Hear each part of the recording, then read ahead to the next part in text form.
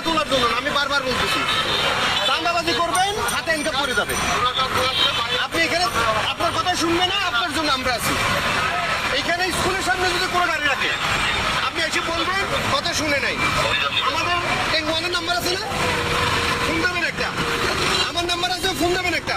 Sir আমরা বলতেছি, তারা কথা শুনতেছে না। আপনার আর কোনো কাজ নেই, বাকি কাজ আমাদের।